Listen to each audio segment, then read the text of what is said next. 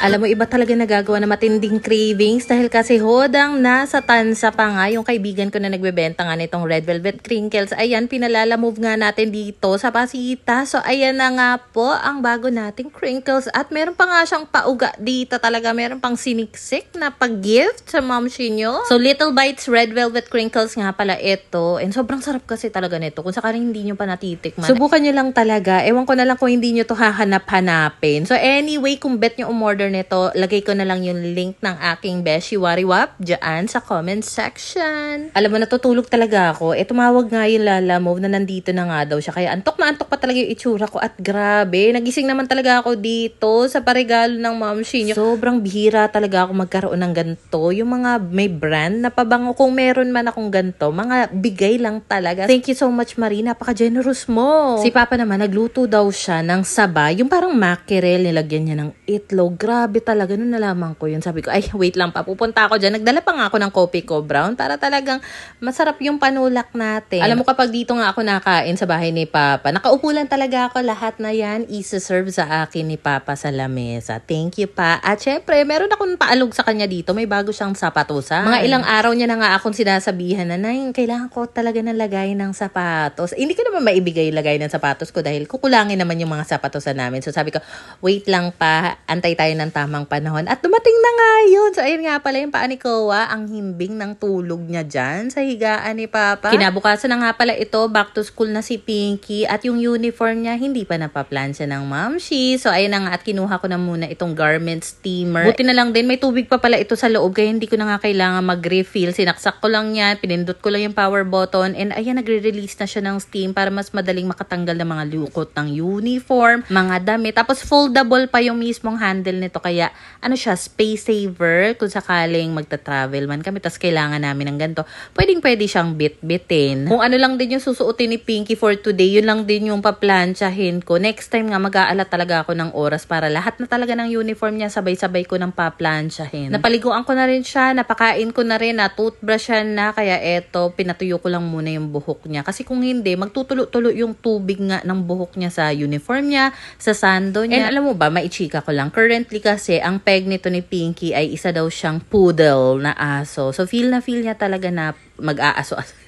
Si Kowa naman, pusa daw siya. Basta may kanya-kanya sila talagang trip sa bahay na pag in character sila, talagang magmamiyaw-miyaw, arf-arf sila dyan. Etong si Pinky, nag-request siya sa akin ng 1-2 hair. At sakto nga, dahil etong si mommy granny niya, binigyan pala siya or binilhan siya ng ipit sa buhok na may parang pa extra hair nga na mukhang poodle talaga. Sabi ko, ay, why not? Gamitin ko nga ito para atake talaga yung pagiging poodle ng anak ko. Habang tinatalian ko nga siya, sumisilip-silip siya sa itsura niya dyan sa salamin namin, and feel niya talaga na poodle nga daw siya. Kaloka. And for lunch naman, nakapagluto si Pinggoy. Kahit sobrang busy niya, nagawa niya magluto ng pinakbet. Oh my God, alam mo, ang simple lang ng itsura ng pagkakaluto niya ng pinakbet.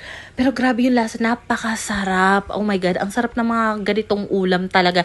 Yung simple lang, pero ang sarap. Pagkatapos namin mag-lunch, yung mga bagets, ando na kay Papa, si Pinggoy tulog na sa sala. So, eto naman, aasikasuhin ko na itong mga tupiin, at para hindi ako mabagot habang nagtutupi, dahil kahit pa paano marami-rami yan eh. So, ayan, pinaandar ko nga yung aming Lumos Ray Gen 2 projector habang nagtutupi ako dito. At nanonood lang ako ng mga vlogs dyan kay Mimiya. Alam mo, nakakatuwa si Mimiya. Nakaka-inspire siya kasi sobrang dami niya ng achievement. Simula na nagsimula siya.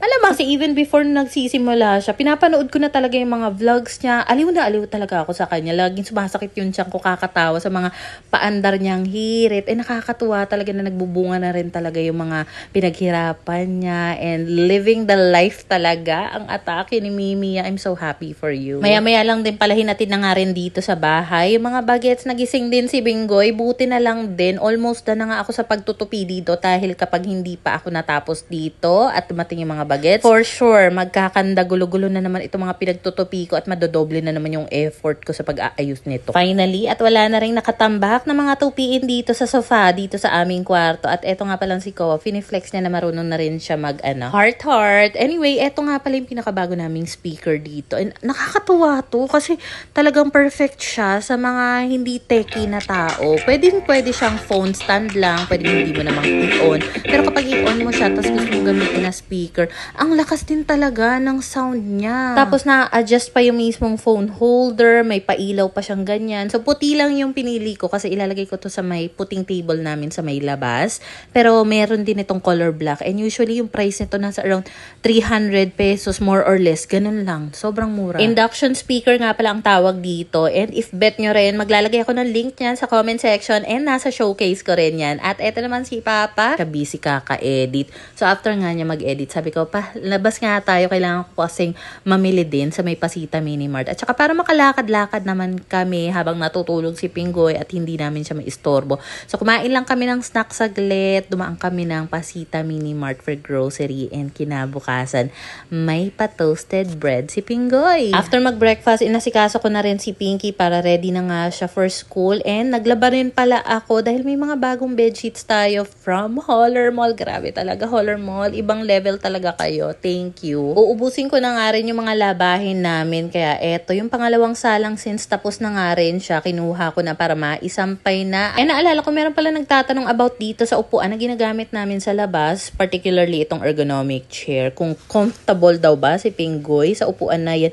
Yes, sobrang comfy niyang upuan. Mukha lang siyang mababa kasi mababa talaga siya. Pwede namang i-adjust yung table namin. It's just that mas prefer ni Pinggoy yung height ng upuan na yon kasi hindi daw siya nakukuba pag nakaupo. For lunch naman, nagpabili lang ako dahil meron akong kinikrave na floor sisig. Tapos tinry ko yung lechon kawali nila.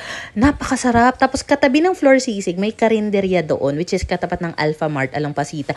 Napakasarap din ng pork steak nila doon at saka dinuguan. Grabe. Sold na sold talaga yung aming lunch. And pagbisita ko nga kay Papa, na-set up niya na nga yung bedsheet niya. Kasi naisip ko, pwede ko namang gamitin muna ito pero sabi ko, deserve din naman ni Papa makagamit na sobrang brand new talaga na bedsheet. So, ayan na nga.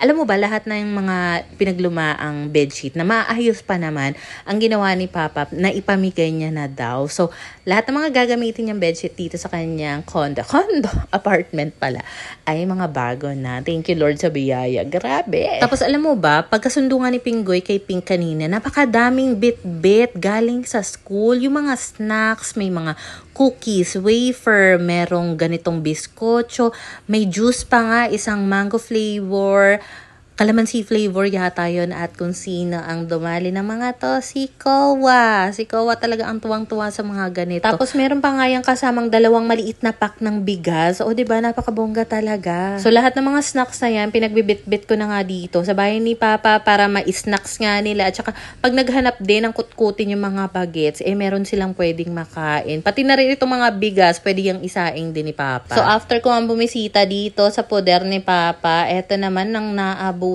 ko ang aking schoolboy. Charot. Hindi, nagtataka ako bakit naka-backpack siya. Yung pala papasok siya sa loob ng bahay. Kasi after ng shift niya, nilalagay niya talaga sa laptop bag. Yung laptop, malamang. And eto nga pala yung sinasabi ko na bagong laptop bag ni Pinggoy. Flex lang natin siya ng mabilisan. Meron siyang napakadaming compartment, zipper. So, pwede talaga siyang gamitin for school, for work, at saka mura lang din ito. At saka kita mo naman sobrang secured niya. May mga buckle pa yan, may zipper compartments pa.